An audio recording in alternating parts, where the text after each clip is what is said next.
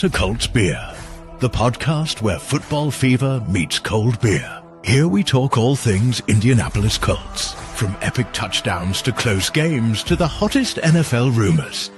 Sit back, grab your favorite beverage, and let's tackle the next quarter together. Go Colts! Hello everybody and welcome back to Colts Beer. Today we have to talk after another devastating loss, but at least some of us had a great weekend too, with some watch parties in the UK and Austria, so we'll talk about that probably more today than the game. My drink of the day is a peppermint tea, because my trip to Manchester totally got me sick. So I will give it to Ulrich. Hey, thanks, guys. Another episode at the Colts Beer podcast for me. Like, I think I don't have to introduce myself. Like, yeah, we had a great weekend at the watch party of the Austrian Colts crew. We will talk about it a little bit later, but now it's time for my beer of the day. It's the Wieselburger Stammbräu. It's the biggest brewery in the region, like 15 kilometers away from me, and that's like their most common beer in this beautiful bottle. So cheers, guys. Yeah, cheers, Ulrich. I probably should have followed suit with Andreas, because I'm not feeling great after Manchester either, but I went with a beer. My wife bought me one of them advent calendars, which is all beers. So I've just gone for what came out of day one, which is a Bitburger from Germany. I don't know, we spoke about it, Andreas, in Manchester. I think it's kind of some like a standard Pilsner sort of thing out of Germany. But cheers, guys. Cheers. So, where should we jump in first? Into the game or into our watch parties? Whatever you prefer. So, then let's finish the game stuff first. But first the sad stuff, and then getting happier with our watch parties. How did you felt during the game? Or what was your feeling? How often you said fire him during the I won't fire anyone after this game, but I think it was the game we all expected it would be, like a tough game, tough to win. Like, yeah, the Texans, I feel like the Texans are getting better as the season progressed, and now they are kind of at their level, what we expected they would be. So I expected a tough game. I expected a close win, to be honest. So, yeah, I think the game could have gone either way. There was much talking about their refereeing. It wasn't that good, to be honest. I mean, there were some questionable calls. But I think, like, we lost the game more than the Texans won it, because I think something happened to our offense at the Steelers game. And I don't know what it is, but I think there's some tape out there, like teams are getting more grip of Tyler Warren. They know they got to stop JT to stop the offense. The play calling hasn't been great the last two games. Like, I'm missing kind of the creative stuff we saw in the first two drives in Kansas City. Like, I was like, wow, that's some Steichen stuff. But now it's like predictable play calling for my taste. So, yeah, all in all, I think like the defense again gave us a great chance to win. Like, if you keep any team around 20 points, my opinion, you give the offense a chance to win the game. And the offense is a little bit stuttering in the last two games. So that's a little bit concerning to me. Maybe it has to do with DJ's injury. I don't know. But yeah, tough win, tough loss. Should have been a win, in my opinion. Didn't expect the Colts to release Badgley, to be honest. But yeah, that's what they did. And yeah, That's all I can say. Tough loss. Yeah, I mean, for me, like I literally just finished watching it back just before we jumped on. And yeah, I probably agree with you, Ulrich, that I think we lost it more than the Texans won it. I don't think they did anything particularly on offense, at least. You know, Nico Collins was open very long, as he always is when he plays. We just defensively just struggled with like short slants and any crosses, like what we kind of know our defense is limited with what we have at linebacker when it comes to coverage. You know, Zaire and Jermaine Pratt just can't cover. So Nico Collins, Hutchinson, those guys were winning like early, and you know they were turning 5-yard passes into 10, 15 yards after the catch because there just wasn't anyone near them. I think for me, the major concern defensively is just the pass rush, because we know that the Texans have a terrible offensive line. Like that offensive line's been getting cooked pretty much all season, and we just didn't seem to have much pressure. I mean, CJ was pretty comfortable back there. I mean, Chris Wormley coming up with the first sack. I don't think anyone had that on their bingo card on Sunday, but. Yeah, so a little bit concerned defensively, just not getting home. But like you said, Ulrich, we held them to 20 points. A big stop in the fourth quarter to give us that shot on at the end to win the game. And then offensively, I don't know. We just look below par, and maybe it's DJ's injury. Maybe it's the offensive line just not being quite as lights out as they were at the start of the season. Teams kind of know the offense that we're trying to run. So, like you said, stop JT, stop the quick wins for Tyler Warren. And then, you know, as long as you can get some pressure on Daniel Jones, he's going to try and get the ball out of his hands as quickly as possible. Just watching it back, I don't think Daniel Jones had a bad game. I actually think he made some pretty good throws. I think the only one... I think the Josh Downs drop at the end of the game, I think you've got to put like 80% of that on Josh Downs. You've still got to catch that ball. Like, it wasn't a perfectly thrown ball where he had pressure in his face. We tried to get it out quickly and he just underthrew it a little bit. But you got to catch that. You catch that, even if you don't get the first down, the defender was there. You're at least looking at like 4th and 1, 4th and 2. Your whole playbook's open then, rather than what we had. And then even... you could argue that Pittman dropped the 4th down, like it was absolutely cannoned into him. But there was just some play. We just left some plays out there. I think the missed extra point. Obviously, we'd be kicking a field goal at that point. You know, just lots of little things that all added up to a pretty devastating loss. And then the questions have to start coming for Shane. You know, is he just not a clutch play caller? Like he's great, and you go back to the Chiefs game, you know, he's great for 3 quarters, and then all of a sudden the 4th quarter happens and it's just like he runs out of ideas or he tries to get too cute. Just really disappointing, because that game was there to win, and you win that game, you're not necessarily in the playoffs, but you're virtually there. You know, the Texans would be 3 games back, you'd be ahead of the Jags by 1 still. Just a really big missed opportunity for us to put our mark on the playoffs this season. Yeah, but I think play calling is the thing we have to talk about the most in the last 2 games. I mean, yeah, they stopped JT pretty much in the beginning of the game, and then we just stopped running at all. We just try to get these short slant passes quick out of Daniel Jones' hands, and that's all we do. You can't look pretty good on the center when you just have no ideas in the play calling. That's what makes me really mad when I rewatch the game right now. We just don't do anything surprising in play calling. I mean, most of us can call what our next play will be, and we are far away from defensive coordinator mindsets.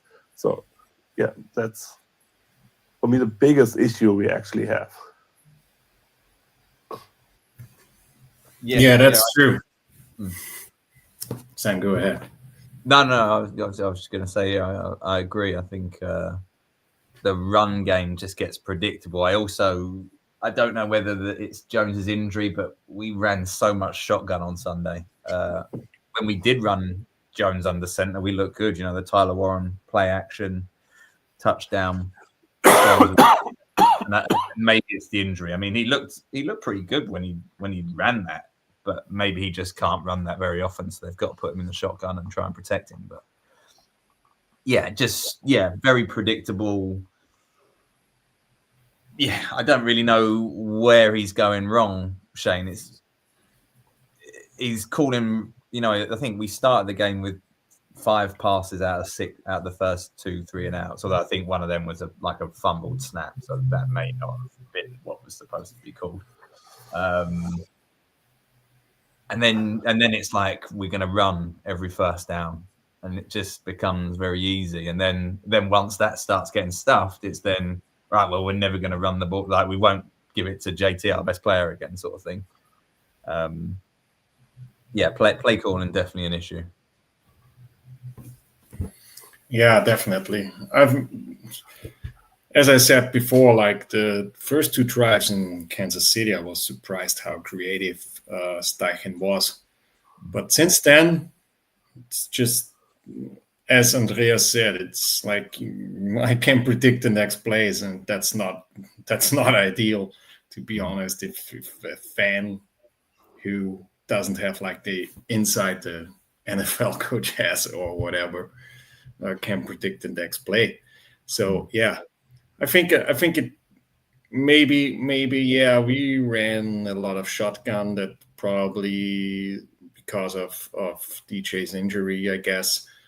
But also center and right guard is a problem in my opinion right now. Mm-hmm. They had so many pressures through the middle, and everybody knows. I mean, if any quarterback gets pressure through the middle, it's not good.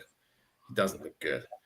And if you see like the stats from DJ, they might look good, but I think like in the 4th quarter he disappeared somehow. Like he didn't. I don't know what it is, but it seems like he's not in this clutch moment. He the last few games. I mean, look back to the Berlin game. Like JT took over. That's it. It wasn't it was not DJ. It was JT who won us the game there. So, that's maybe it's a little bit of everything. Like DJ is not healthy, not this super duper 4th quarter quarterback, and O-line not playing well, and the play calling is a little bit limited, maybe because of the injury too. So yeah, I really hope our offense gets going soon, because we struggle at the moment, and everybody can see it. And like the Steelers laid the blueprint for the whole league, like pressure DJ and take JT out of the game, and you win against what the league does right now. Like you could see what the defensive game plan of the Chiefs was, and now the Texans are doing it again, like pressure DJ and take JT out of the game. And I think that now it's Steichen's moment to find a solution for this kind of stuff. I mean, for the offensive line against the Texans, I felt it wasn't that bad. I mean, it's still Will Anderson Jr. and Daniel Hunter trying to get to that line. And in my mind, they made a pretty decent job to stop them, or not actually stop them, but to slow them down. So you will always get, every team, every O-line will get pressure to their quarterback against these two in that form. They have, actually. So I think the O-line was pretty decent. And you said, Ulrich, at the beginning of the game, of the Chiefs game, we are usually always good in our first 15 scripted plays. That's why James Dyson is a great offensive coordinator. He's great in planning, in make scripted plays. But during the game, he's just like felt overwhelmed from the game or something like that, and can't do. It seems like he can't think anymore. That's kind of weird. Yeah, I think to touch on the offensive line, I think in the run game they still look very solid. Like I don't think there's much weakness in the run blocking. Pass blocking, I think Braden Smith has regressed from the start of the season. Now again, like Andreas said, Texans have got a very good defensive line, so I think they only gave up one sack officially, right? I think it was just one sack and then just pressure all game long. Which stats wise, you look at it and think that's pretty decent. But yeah, I think Braden looks like he's struggling, and yeah, I think Goncalves, and I guess you're going to get that. I think we saw it in the preseason. Him and Bortolini were struggling with stunts, things like that. When it is more of a communication piece, which I guess you're to be expected. Two second year guys, so there's some learning curves to be had there. But yeah, I agree with Andres. I don't think they were terrible. I think to touch on what you said, Ulrich, I think probably the biggest knock you can have on Daniel Jones, and that has been his whole career, is that he's not a fourth quarter quarterback. Like you said, he's not a clutch quarterback. So, and it's starting to show. Like if we go back to the Chiefs game, Mahomes didn't really do a whole lot that game, but in the fourth quarter when they needed him, when they had third and long, he scrambles and he makes the clutch throw. Was it Kelsey, or I think it was Worthy or Rice? I can't remember who it was. But he made that clutch throw on third down. He goes and wins you a game.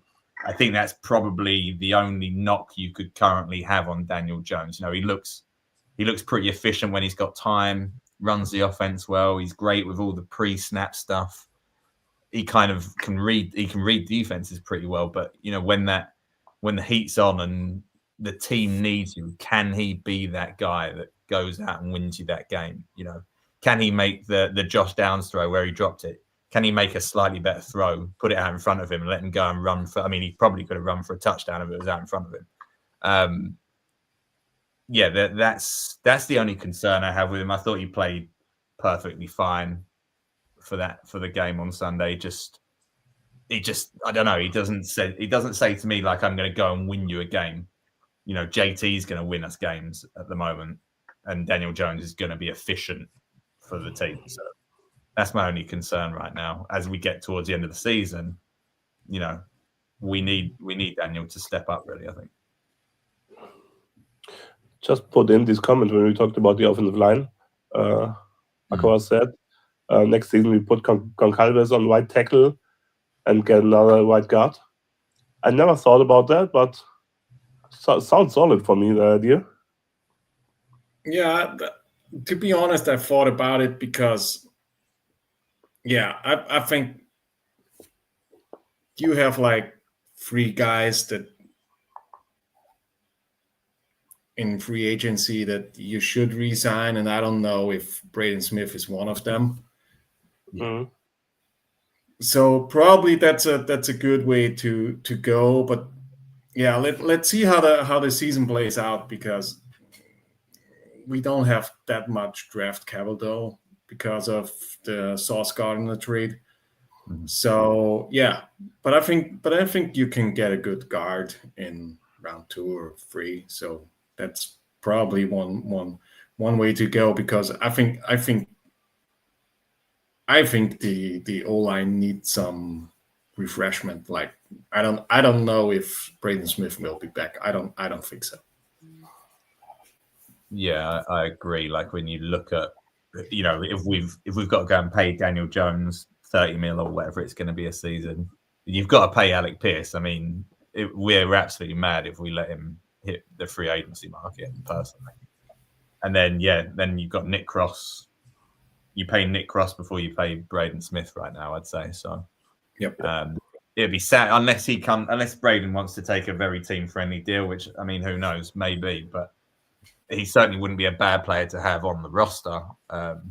It's just whether he is now kind of deteriorating as a starting right tackle in the league.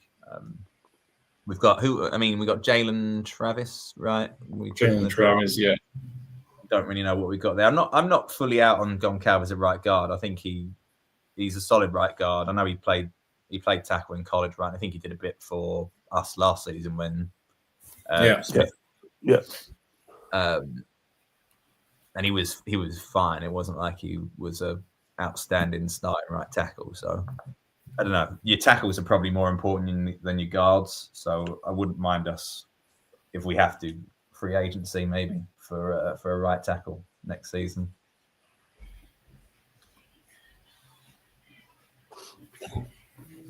Yeah, when we talked about the draft capital we have, Sauce Gardner just came. Mm-hmm. Yeah, calf injury and the Colts. It's not a good combination. I was expecting to hear about his snapped Achilles on Monday morning, to be honest, but it doesn't seem that way. So touch wood. That's about as good as results we can get. Yeah, I read this morning like he's been out of the walking boot in the locker room, so he should be fine. I think like 2 or 3 games. Yeah. I think we need. I mean, I thought Mooney Ward looked like he struggled early on Sunday. Yeah.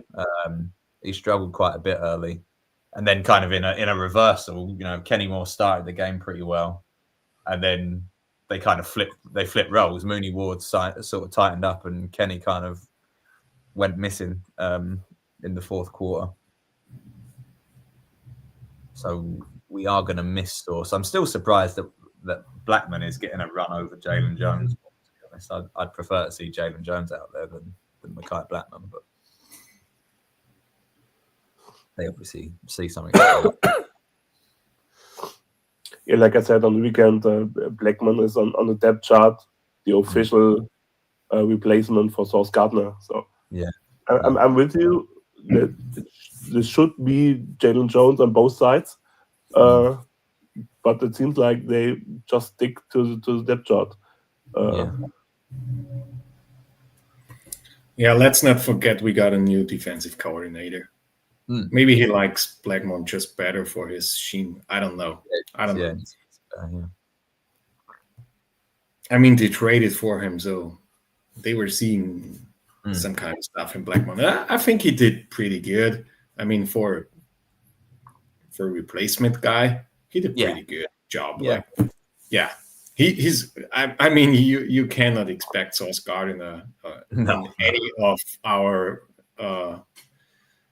other cornerbacks. So yeah, the bar is a little bit higher now, but I think Blackman did a great job. Like the whole defense for me was like doing a good job. I mean, we knew before our linebackers can't cover, and I think that's a huge problem against this tight end heavy sets.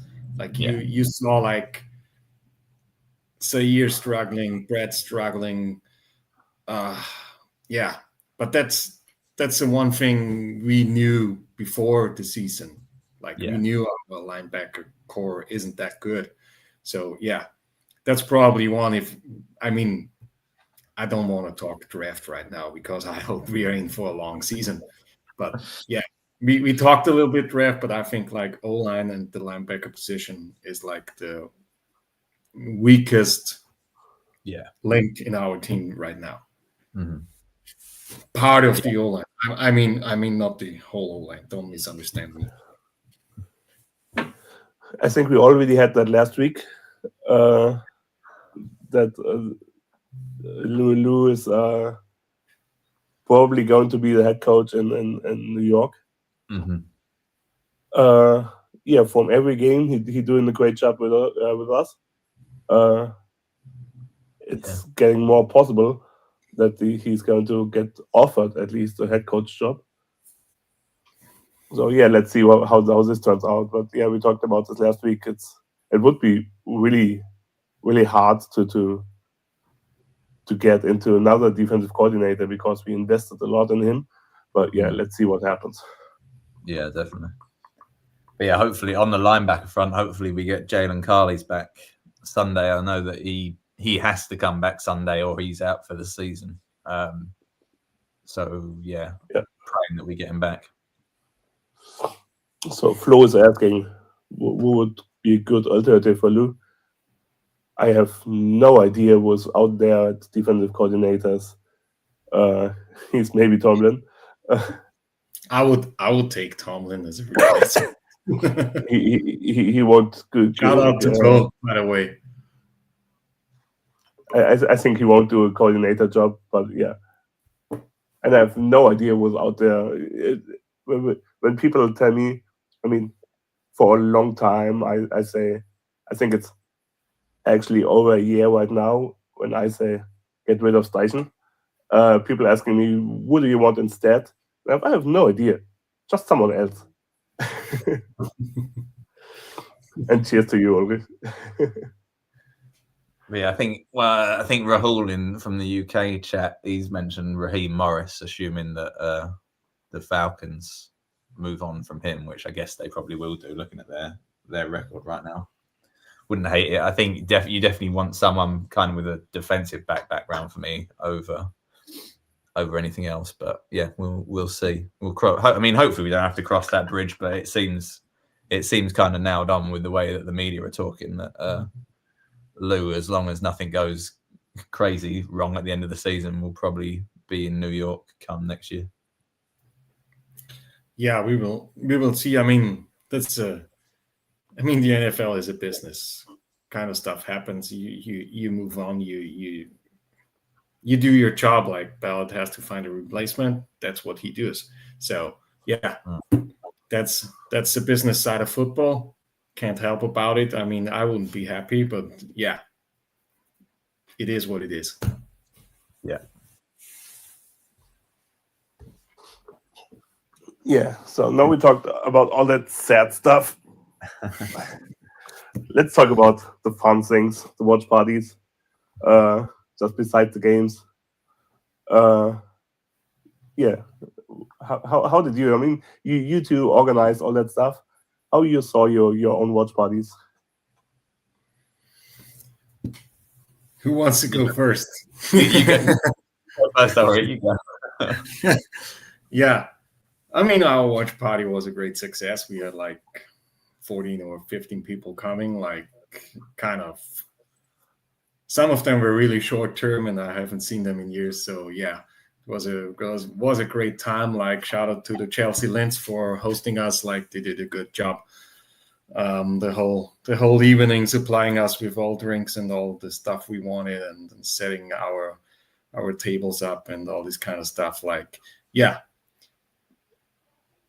It was a great time, not the outcome we all hoped for, but shout out to all the girls and guys who were coming there and joining us. We had some giveaways too. So yeah, we had so much stuff. We had like free questions and too much stuff. So like there were some free goodies too. So yeah, we had a great night. So yeah. Definitely we'll do it again next year, probably a little bit earlier and in a different location, probably a little bit more to the east of Austria. We will see. I'm not giving you all the details right now because I don't know them. But yeah, that would be the plan at least. But yeah, shout out again to all the guys and girls who came out and joined us at our watch party, and to Chelsea Lints for hosting us. Yeah, no, that's awesome. Yeah, I mean, yeah, for the UK one, yeah, it's pretty much carbon copy what you just said, Ulrich. Yeah, I don't know what the numbers were in the end. It was maybe around 17, 18, something like that. But you know, we had some guys that I'd never met before. We had some old faces. People traveled from all around the country. Obviously, Andreas in Arena. Big shout out to them coming over from Germany. So it was great to see everyone. And yes, similar to what you said about your bar, the Brotherhood in Manchester, they definitely set up the venue really nicely for us, put the banners up for us and things like that. So a big shout out to them. And yeah, it was just a great night. Obviously, result aside, I mean, that is now 4 UK watch parties and 4 losses. So we might have to stop doing UK watch parties at some point because we can't seem to get a win. But yeah, it was a great night, and yeah, we had tons of giveaways. I made the giveaways way too complicated. I was trying to, after a few beers, trying to figure out who'd won everything. I'd completely lost track of everything. But we got them given out, and Andreas brought loads of stuff as well. So yeah, similar to you, Ulrich, we had more to give away than we had questions for. So plenty of stuff given away. And yeah, just a really good time had by all. Everyone seemed to get on. So yeah, it was great. And then, I mean, I said to the guys, and I said before that, you know, if all things go well the rest of the season, then maybe we could get a little watch party going in mid-January at some point in the UK for a playoff game if that happens. But I said to them, I'm not booking anything because I don't want to jinx anything. So I'm not booking it until we actually know we're in the playoffs. So, but yeah, it was a really good weekend. So yeah, just a big shout out to everyone who came. Massive thanks. What did you think, Andreas? Obviously, you'd not come to a UK one before. How did you find it? Yeah, it was just awesome. Manchester is a surprising great city. Rena and me went out Saturday night and had a lot of fun. And then Sunday, meeting all of you, meeting guys from Berlin, and again, and some guys I never met before. It was just great. Yeah, the brotherhood did a great job. The location we had was awesome. Yeah, the night after still was super fun. Long but fun. Huh? Long but fun. Yeah, just said before the stream to Ulrich, I went to bed at 6 a.m. So woke up at 9:30 to get up to check out at 11. Had a shower and checking out. Yeah. It's probably the reason I'm sick now, but No. not sure about that. No, it's probably the plane. You probably caught something on the plane. That's why Yeah, I always blame. all these other people on that small area. Yeah, it's a plane, of course. Yeah, I think, but that's what the fan clubs and the whole Blue Crew is about. I mean, football. Like I said in Berlin, football is family, and seeing people wearing Colts jerseys and talking to them, and like now this watch party is like everybody came together again and had a good time, and yeah, everybody was like, yeah, let's do this again, and that's what it's all about. Yeah, definitely. Completely agree. So does this work? Do you see anything? Yep. So yeah, we have an UK watch party. Uh-huh. And here the picture is Ulrich sent to me. Looks great too.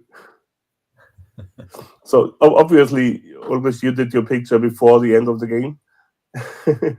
Yeah, we were excited at halftime.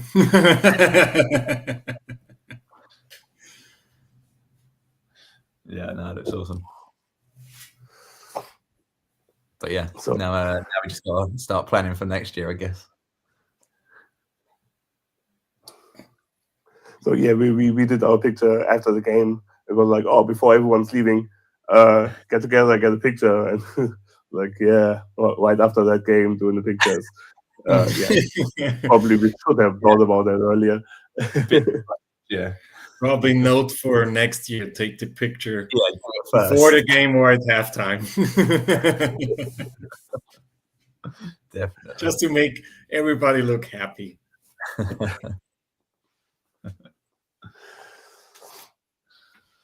So, do we dare talk about Jacksonville away? Should we? Yeah, we have to. Surely, I mean, this is it. Is this the year? Is this the year? I mean, we already broke one curse this year. Why not another? Yeah. Yeah, I I mean, mean- I like the thought of that. Yep. That's I mean, Jacksonville is absolutely beatable. Mm-hmm. They have a great defensive backfield, but that doesn't bother us that much. They are just solid in the pass rush, I think. What's good for us? Yeah, in their offense, I mean, Trevor Lawrence never showed up really in the league. I mean, now I said it, now he will play like Peyton Manning on Sunday. I mean, Blake Bortles played like Peyton Manning against us. Yeah, Trevor yeah. Lawrence history. I mean, Gus Bradley used to make him look like the next Peyton Manning, next Andrew Luck, didn't he? But hopefully Lou Anarumo can throw in some wrinkles that, because he's not been impressive at all this year. I was just having a look at his stats. I think it looks like he played pretty well Sunday. But in terms of what he's done this year, I've not been impressed with him at all. So hopefully we can. I mean, let's get some pressure on him. Definitely got to get him pressured, like Ulrich said about Daniel Jones, and any quarterback, they don't want to be under pressure. So we've got to get after him. The defensive line's got to do some work. When you talk about defensive line at the watch party, Ulrich, was it at your watch party the same? And Warmly did that sack. Yeah. Barely. All of us was like, "Ooh." Yeah, like the guy next to me, like, Warmly got us a sack. He's pretty good. I mean, he's been a good player in the past. So yeah, I mean, probably he will stay on this team. I don't know. Yeah, for a lot of us was like, "Oh, woo, never heard of her." Really like. I saw the number and I started having flashbacks about the last person who wore 96. So I'm glad it was someone not called him. I'm glad to see 96 actually do something useful.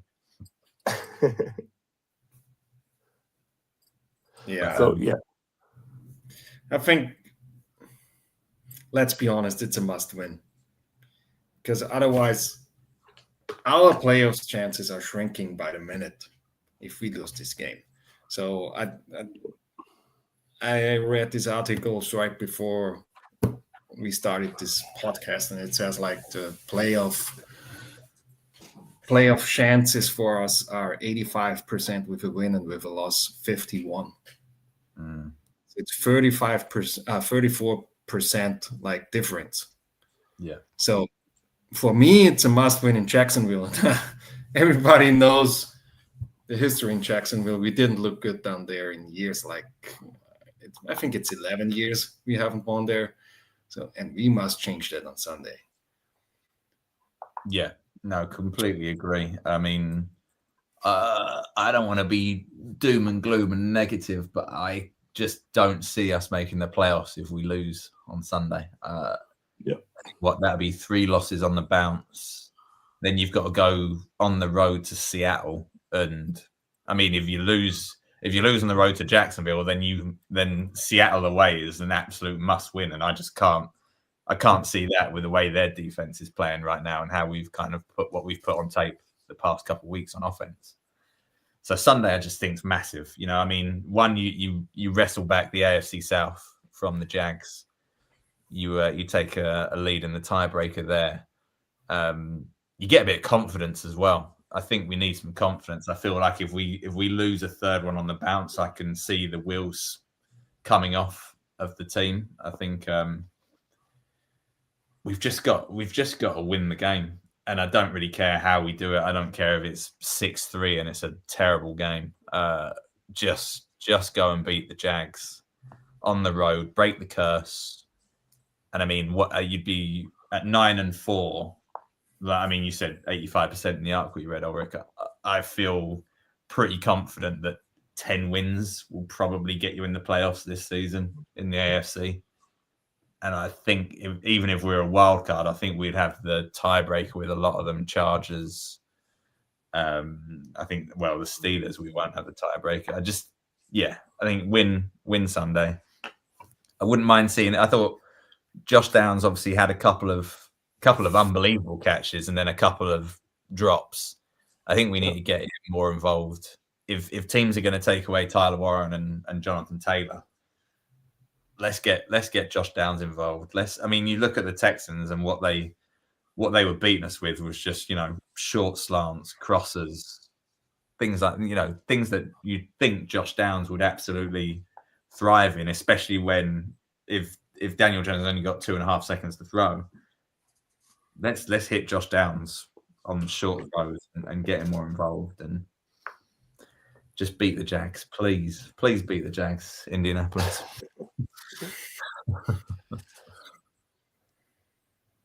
Yeah, as I said before, I hope our offense gets back on track, because the main problem has been we are behind the chains all the time.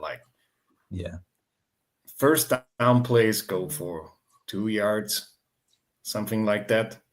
Like the weeks we won games easily sometimes, or won the games with confidence, we had 2nd and 4 all the time, or it felt like 2nd and 4 all the time, and now it's 2nd and 8, 3rd and 6, 3rd and 7. You're behind the chains all the time, and that's I think that's the main reason our offense is stuttering a little bit.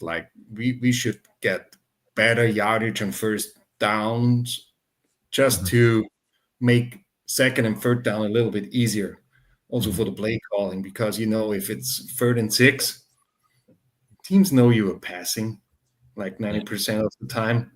That's easy for everyone. So you gotta move 4 yards every play. Then you will get first down after first down, and that's. I think we should give Steichen should give the offense a little bit more rhythm, more runs.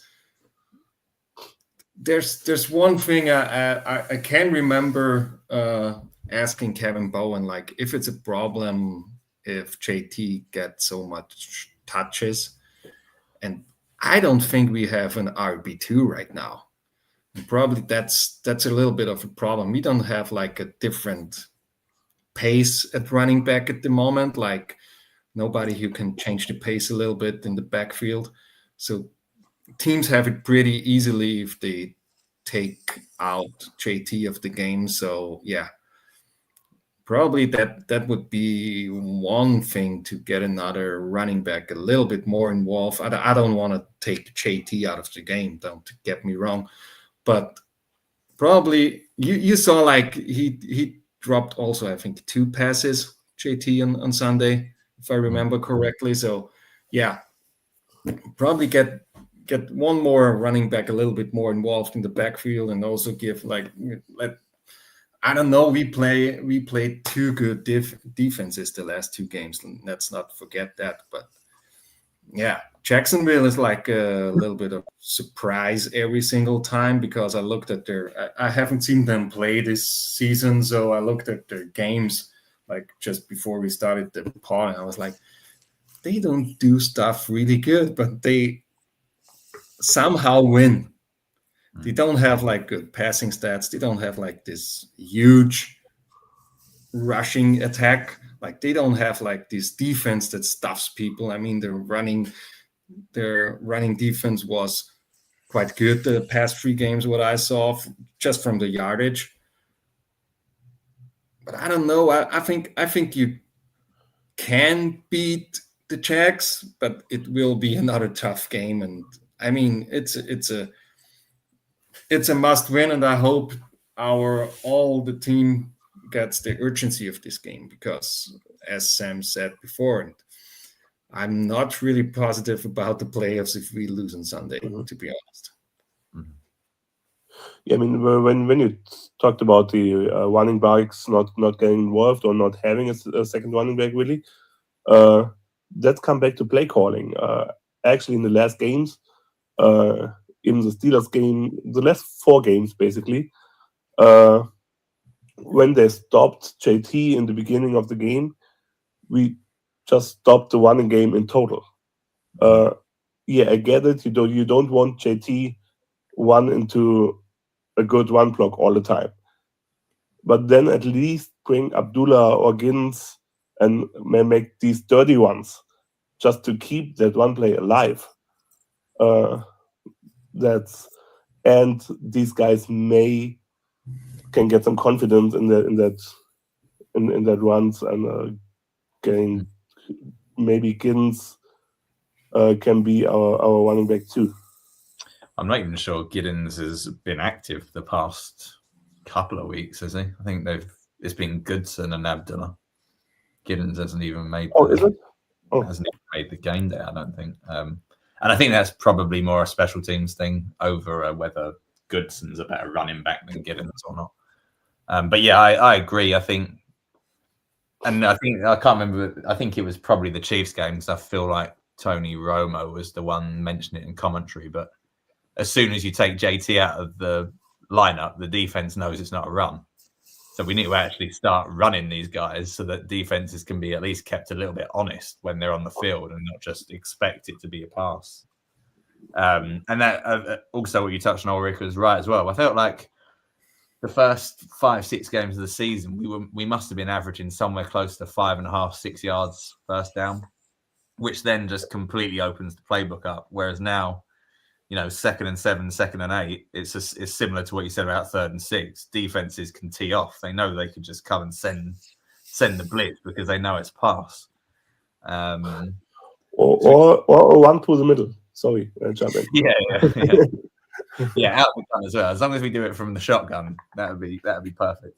But yeah, I think somebody else as well touched on is Pittman as well. I don't think Pittman has had a really good start to the season, and I think the last couple of games we've not been able to get him involved as much. And he's your guy that he can get you those like 5-6 yards on first down and a tough contested catch. I think we've just got to trust it a bit more and try and get him the ball early, because obviously Alec Pierce is doing phenomenal work, but he's a home run or nothing at the moment. And I mean, maybe we could get him a little bit more involved. I think he's had some sort of more like intermediate crosser routes that they worked out well Sunday against the Texans. So yeah, I think just open the playbook up a little bit, try and be less predictable, and stay ahead of the chains. And this Jags team, I don't really know how they're 8-4. I can't look at it and I just think they're not particularly impressive. But then I imagine Jags fans are probably watching the Colts and saying the same thing. So I think Sunday's massive for the AFC South. Personally, I think whoever wins Sunday wins the AFC South. So I think it's time now. We said it before the Texans game last week on the podcast that this is now time for Shane to go and prove that, hey, we can go and win the games that really matter. When it comes down to it, when all the chips are on the table, let's go and actually win the game. So I think Shane really needs to prove himself on Sunday.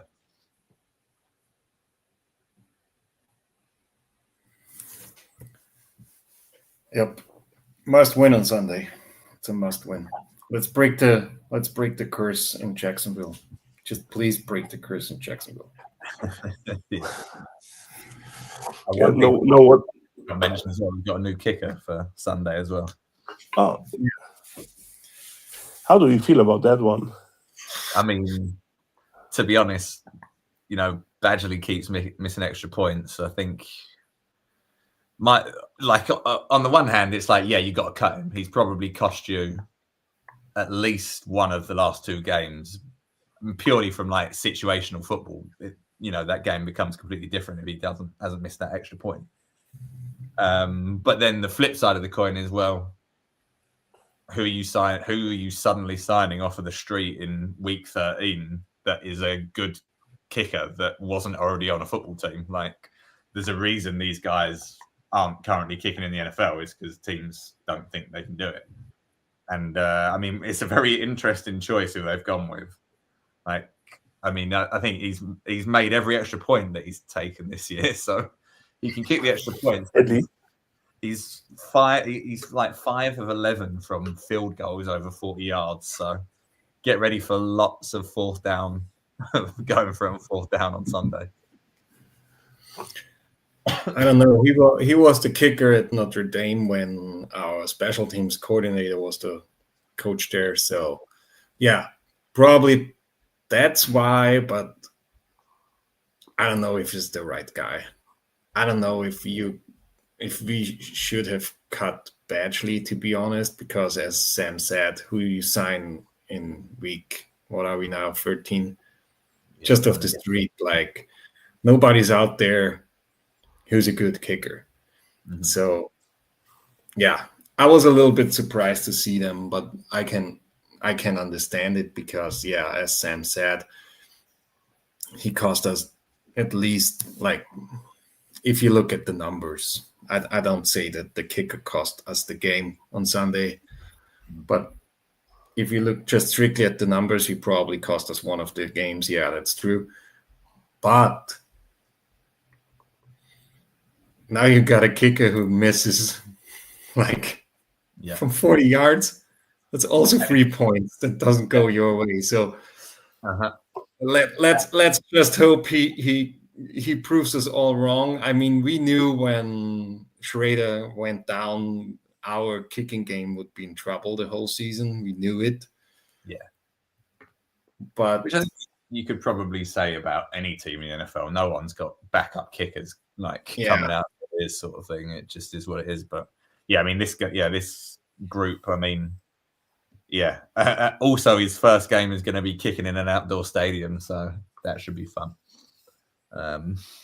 If he's missing field goals in a dome in New Orleans, there's a level of concern about him being able to make one in Jacksonville on the road. But it feels like it's all set up for him to kick the game-winning field goal now. Let's hope it's closer than 30 yards. I'm going to feel a little bit more confident about it. Maybe Shane will play it the same way he did in the Denver game, where he just suddenly decides that, this kicker can make a 60-yard field goal. So be really conservative. Yeah, let's see how it goes. I mean, fingers crossed he will do a good job. I mean, I was a little bit surprised because we had a second kicker in training camp, like at the start of the season. I don't know where he is right now, to be honest. Yeah. But you know what you were getting from him. So I was a little bit surprised it didn't go this way. They brought him back in, didn't they? I think they brought, it was him. I don't know how to pronounce his surname. It's Max Trudgelow or something like that. Yeah, that's the other guy. I'm talking about Lucas Harrisik or whatever, or Harrisky or whatever his name was. So that's a little bit surprising to me to see them going the road to a kicker. Besides the special team coordinator, nobody knows him in this team. So let's hope he proves us wrong and kicks like Adam Vinatieri in his best days. Not the end. I mean, at the end of the day, sorry, NFL kickers is just confidence and good feeling around you. I mean, they all can do 60 yards in training without pressure and stuff like that. Though they are all good kickers to bring it on the field on Sundays. It's just the thing they have to do, and maybe something like having your special teams coordinator, your college coach with you brings you to another level. Yeah, maybe. Hopefully, it's like golfers for me. Like, all good golfers can hit good shots. But when the whole crowd's there watching you and you've got to hit the fairway or something, that's when the true professionals get shown up. So let's see how he can handle the pressure. Or, like I said, Shane's just going to go for fourth down like all game long, like from anywhere. He's just going to go for fourth down at all times. So wouldn't surprise. I mean, I feel like one of the Jags losses. I think Frank Reich did that. The name one. I think when we lost 6-0, where Andrew Luck was playing, I felt like we went for fourth down like every single time. There was so many field goals that could have been kicked that we would have won the game. But we shall see on Sunday. Oh, sorry. Go ahead. Just one. Do you see us playing a 4th and 5 at the 30-yard line this weekend? 30-yard line would be a what? That's a 46-yard field goal, is it? If you're at the 30? 46, 47, yeah. Yeah. Yes. Yeah, I reckon as 4th and 5 inwards, I reckon Shane's going for it. I think 4th and 6, that's maybe a bit egregious. But I mean, this is Shane. Shane is, I mean, I love how aggressive he was at the start of the season. I feel like he's kind of got a little bit less aggressive as the season's gone on. So I'm here for it. I mean, let's see what his first kick does. Let's give him a chance. But if he misses a 40-yard field goal, then it's 4th down all the way for me. Yeah. Let's see how it goes on Sunday. Yeah, should we jump into our score predictions? We want to start. The guest is allowed to start, or the guest. Ulrich, you're not a guest anymore, but I'm going for a 22-17 win for the Colts. I'm going to go for 24-20 Indianapolis win. though we are all super close, I had in mind 24-17. Let's hope that we have all in common. It's going to be a 1-point game or 1-score game. I think the bookmakers have it at 1.5, don't they? I think they have us as 1.5-point favourites. So it's going to be. You assume it's going to be a tight one. Yeah, like every game has been like all 4 losses are 1-score losses. To be honest, I mean we've been in every game, so we should be in this game too. We should be there in a chance to win this game. That's what it's all about. Like that's why I hope our offense gets a little bit more grip, and then we should be able to win this game. But that's something the Colts usually do. I mean, last season, I think, we also lost all games in 1 score. Or at least the first, I don't know how much. But we had a lot of 1-score losses last season too. And we wasn't that hyped as we was two weeks ago. Flo is going to have a prediction too. 22-21 for the Colts because Dyson dials up a 2-point conversion, 10 seconds left on the clock. What's the? That would be another game that costs me like years of lifetime. Then, so Flo, what plays he calling? What do you think?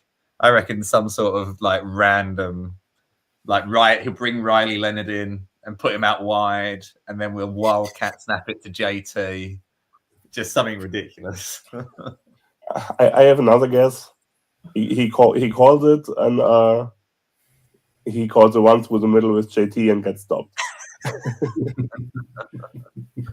He's going to play the Shane Dyson special. We call it.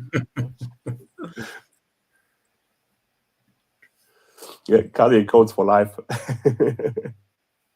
Wouldn't have it any other way. So, yeah, I think we are done for the day.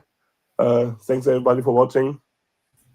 I will go to bed now again. So, cheers, guys, and go Colts. Cheers, go Colts. Thanks for coming on, Ulrich. Go Colts. Thanks for having me, guys.